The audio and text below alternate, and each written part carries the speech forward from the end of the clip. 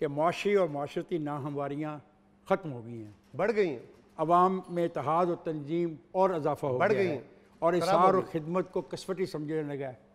ऐसा नहीं हुआ ना? समाज खराब हो गया, चले हालात क्राइसिस बड़े उससे बड़ा हो गया।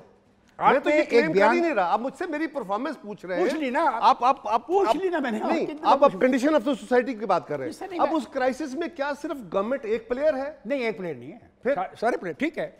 अब आगे चलते हैं। आपने एक बयान दिया था कि ये दुरुस्त वक्त है कि जब मुल्क की दौलत लूटने वालों को पकड़ा जाए पकड़ा जाए और उनका एहतसाब किया जाए। यस, मगर जब एहतसाब किया जाता है तो आप क्यों शोर मचाना शुरू कर देते हैं? कोई शोर नहीं मचा रहा। चल ठीक है।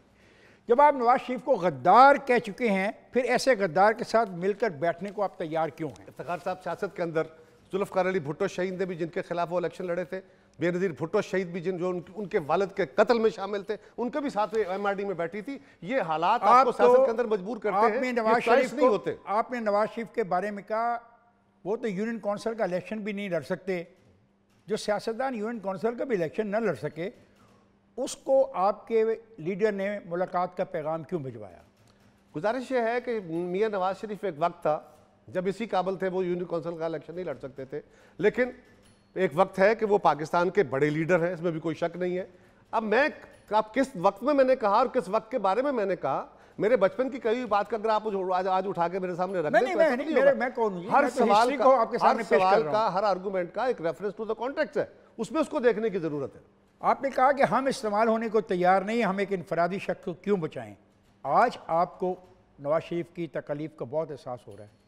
हम भी नवाज शरीफ की तकलीफ की बातें नहीं कर रहे जी, हम किसी इंडिविजुअल के बारे में, मैं तो इवन अपनी क़यादत का भी कहता हूं, मैं कभी किसी के डिफेंस की बात नहीं करता। मैं तो इफ्तिखार साहब सिर्फ ये सवाल कर रहा हूं कि इस मुल्क के अंदर वो तरीका कर, क्योंकि एहतसाब का निज़ाम हमारे मुल्क में बहुत अब्यूज हुआ और हमारे खिलाफ हुआ। हम अब कहते क्या है कि एहतसाब कीजिए। एहतसाब के बारे में फिर कहूँगा, फिर आप कहेंगे तुम पीछे चले गए हो। जब मैंने ये कहता हूँ कि चार्टर ऑफ डेमोक्रेसी में तय हो गया था कि हमने एहतसाब का क्या करना, मैंने पहले क्या कहा आपको कि मेरे पास कितनी सीटें थी?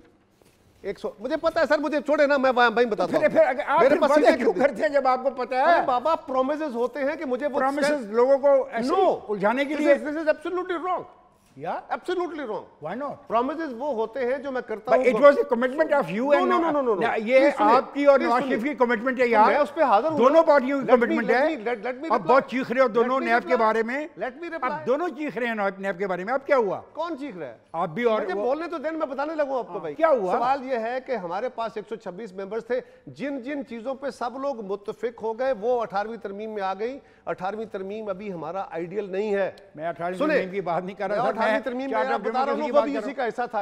और हमने एहतसाब के अंदर अमेंडमेंट की बात की, मुस्लिम लीग नहीं मानी, मेजॉरिटी चलें, मुस्लिम लीग नहीं मानी, मुस्लिम लीग। Thank you.